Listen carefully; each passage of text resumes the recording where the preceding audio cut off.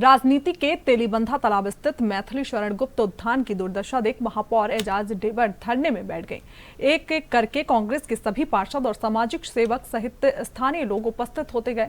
सामाजिक लोगों का कहना है कि उद्यान में बड़े बड़े पेड़ को विकास के नाम पर बलि चढ़ा दी जा रही है। वहीं महापौर का कहना है कि MIC सदस्यों की अनुमति के बगैर ठेका कैसे दिया गया। देखें हमारे ब्यूरो प्रमुख अखिलेश तिवारी की ये खास रिपोर्ट। रायपुर राजधानी जो तेलीबांधा तालाब के नाम से जाना जाता है, आज गार्डन की स्थिति आपको वास्तविक स्थिति दिखाते हैं। किस तरीके से गार्डन की दुर्दशा हुई पड़ी है, उसको लेकर के महापौर जो है एजाज ढेबर वो धरने पे बैठे हुए हैं। और साथ ही साथ इसके अलावा जो यहाँ के जो समाज के जो लोग हैं वो लोग भी पहुँचे हुए हैं। उनका क्या कहना है, उनसे ही सीधा बात कर। क्या लग रहा है, किस तरीके से यहाँ की जो गार्डन की व्यवस्था थी, क्या मानते हैं किस वजह से दुर्दशा, या विकास करने के कारण दुर्दशा हुई है कि पहले से ही दुर्दशा बनी हुई? नहीं, ये बहुत अच्छा गार्डन था, शहर के अच्छे गिने गार्डनों में से आता था।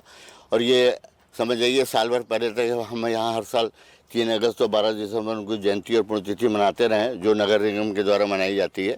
और ये हमको श्याम बैव जी RDA के द्वारा, श्याम बैव जी जब चेयरमैन थे तब ये रायपुर को ही वैश्य समाज को आवंटित किया गया था मूर्ति लगाने के लिए और इसको अपने ढंग से यहाँ पर उसको देखने के लिए। तो उसको समाज ने इंटरफेयर नहीं किया। तो आज उस समय से बराबर बहुत अच्छे से मेंटेन था, बराबर चल रहा था। अभी अचानक यहाँ पे समाज के कोई आदमी इधर आया, निकला, उसने देखा कि भैया यहाँ पे तो गार्डन में इस ढंग की ऐसी और बिल्कुल मूर्ति के सामने इस टाइप की व्यवस्था हो रही है और ये हो रहा है। तो हम लोग कल आके शाम के देख के गए, फिर समाज के लोगों को किया और कहा कि भाई ये तो हमारे गार्डन में अतिक्रमण किया जा रहा है और इसका कमर्शलाइजेशन किया जा रहा है, जो बहुत अनुचित है।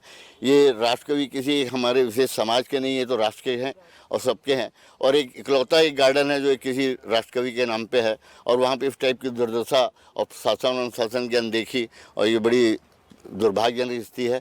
और इसकी हम लड़ाई जितने भी होगी, इस कार्यक्रम को यहाँ पर ही हम नहीं बनने देंगे। इसका समाज पुरजोर अपनी विरोध करेगा और इसको समाज के अन्य लोगों से और अन्य सामाजिक संगठनों को जोड़कर इसकी बहुत तीव्र विरोध किया जाएगा। और जैसे जैसे स्थितियाँ सामने आएंगी वैसा इसका हम सामना करेंगे। इस कार्य को हम रोकने में अपनी पूरी ताकत से विरोध करेंगे।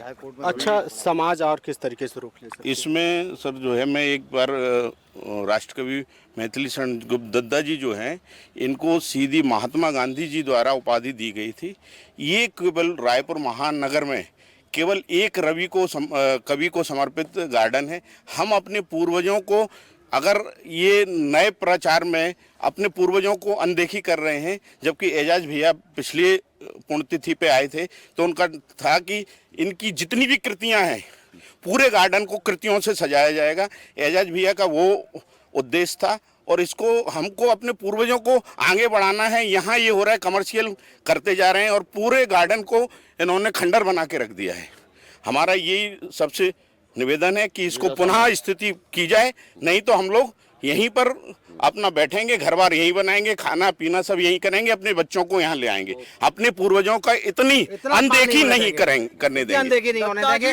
दद्दा जी अमर, राष्ट्रकवि मैथिली शरण गुप्त जी, राष्ट्रकवि मैथिली शरण गुप्त जी, राष्ट्रकवि मैथिली शरण गुप्त जी। दद्दा जी के साथ अन्याय, दद्दा जी के साथ अन्याय। आप कोर्ट जाने की भी बात कह रहे थे, कोर्ट जाने की बात कर रहे थे, किस विषय को लेकर? देखिए ये गार्डन जो है दद्दा जी की स्मृति में दिया गया।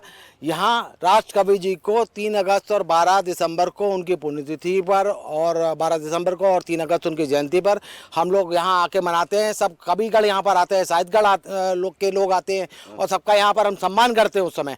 और धन्यवाद नगर निगम का, जो नगर निगम बिना हमारे याद दिलाए हुए इन दोनों कार्यक्रमों को आज से नहीं, आज के विगत 10 सालों से आयोजित कर रहा है।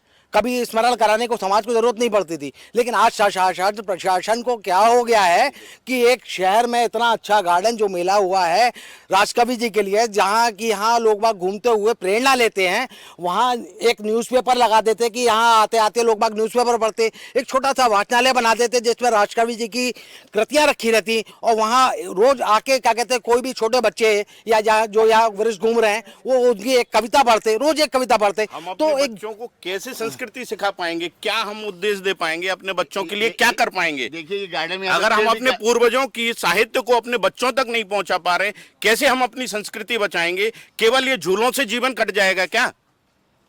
आज हमको अपनी संस्कृति को आगे करना है। कमर्शियल है झूले भी। ये और बड़ी विडंबना है ये है कि यहाँ पर इतने बड़े बड़े पेड़ लगे थे उनको भी काट दिया गया, और ये बड़ी, और इसके लिए कोई वो औपचारिकताएं जो है वो भी की गई हैं कि नहीं की गई हैं, ये किससे मिली भगत से ये किया जा रहा है, ये समझ से परे, किसी को भी विश्वास में नहीं लिया गया। यहाँ तक कि अब निगम के लोग बोलते हैं कि हमको भी नहीं मालूम है यहाँ पर क्या है, जो हमारे जनप्रतिनिधि हैं उन जनप्रतिनिधियों किसी को भी नहीं पता है यहाँ पर कि क्या हो रहा है।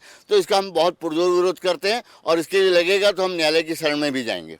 बिल्कुल निश्चित तौर पे यहाँ समाज के लोगों का कहना है कि आगे चल के कोर्ट के भी रुख कर, साथ ही साथ महापौर जी आप भी धरने में बैठे हैं, समाज की किस तरीके से आपको जानकारी मिली, उसके बाद फिर आप धरने पे? देखिए बात धरने की नहीं है, ये इसको हम क्योंकि हम लोग समाज को समर्थन करने आए हैं। और सबसे बड़ी बात, मैथिली शरण गुप्त जी जो पूरे प्रदेश में एक अकेला गार्डन है जो उनके नाम से चिन्हांकित है। मैथिली शरण गुप्त जी सिर्फ किसी समाज के नहीं है, वो पूरे देश के कवि थे। और जिस तरीके से उन्होंने अपनी कविताओं से जिस तरीके से देश को आज़ादी दिलाने के लिए एक बहुत बड़ा योगदान दिया, और हमारे महात्मा गांधी जी को जो महात्मा का भी किताब वो मैथिली शरण गुप्त जी ने दिया। यहाँ पर आके पता चला कि इस तरीके से कमर्शियल काम हुआ कि उनकी उंगली तक खंडित किया कर दी गई, उनके पीछे का जो हिस्सा है वो खंडित कर दिया गया। तो इसका मतलब एक सबसे बड़ी बात को तो आपको देखोगे कि विधानसभा और लोकसभा ये दो चुनाव में आचार संहिता के चलते ये सब काम हुआ है। मुझे लगता है कि इसका ना हमारे पास कोई मेयर इन काउंसिल में इसका कोई वो है, ना ही हमारे पास प्रस्ताव आया है, ना ही इसका कोई हमारे पास ड्राइंग डिज़ाइन आया है, और ना ही इसकी परमिशन हमसे ली गई है। तो ये पता नहीं कैसे हो गया, कौन कर दिया, और इतना बड़ा कमर्शियल ये इसका हम लोग पुरजोर हम लोग इसका विरोध करते हैं। और मेरे ख्याल से ये किसी समाज के कवि नहीं थे, ये पूरे देश के कवि थे। तो इसलिए उनका अपमान तो कोई बर्दाश्त नहीं करेगा और हम लोग बिल्कुल नहीं करेंगे।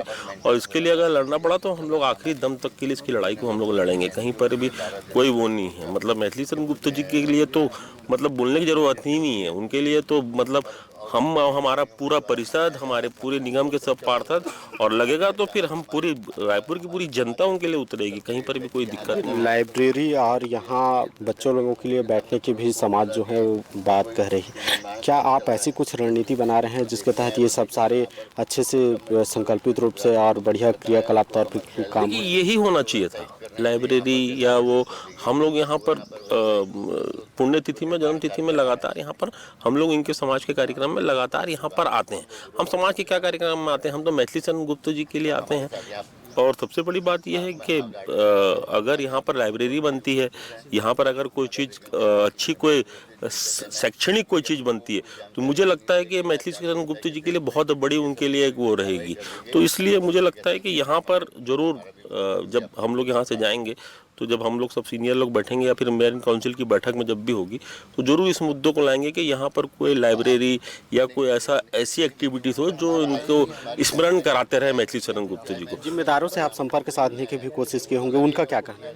जिम्मेदार क्या नगर निगम के अधिकारी है, कहाँ जाएंगे? वो तो बात जवाब तो उनको देना पड़ेगा ना, कहाँ जाएंगे? इतनी बड़ी चीज़ कर दी है। सबसे बड़ी बात, इतने सारे पेड़ को उखाड़ दिए, क्या उनके पास पेड़ उखाड़ने की परमिशन है? इतने सारे पेड़ को उठा के पटक दिए, किसी के पास परमिशन? ये सब विषय पे चर्चा तो की जाएगी, क्योंकि जब कुछ किए हैं तो उसका जवाब तो उनको देना पड़ेगा। तो कार्रवाई होगी कुल मिलाकर के जो अधिकारी? ना कार्रवाई के हम बिल्कुल नहीं रुकेंगे, कार्रवाई तो होगी। बिल्कुल निश्चित तौर पे महापौर एजाज ढेबर का कहना है कि जो अधिकारी ऐसे जो वनों का विनाश कर रहे हैं और साथ ही साथ यहाँ के जो बगैर किसी परमिशन के जो निर्माणाधीन कर रहे हैं, उनके ऊपर लगातार कार्रवाई करने की भी बात कही जा रही है। कैमरा पर्सन दीपेश के साथ अखिलेश तिवारी, ANB न्यूज़, रायपुर, छत्तीसगढ़।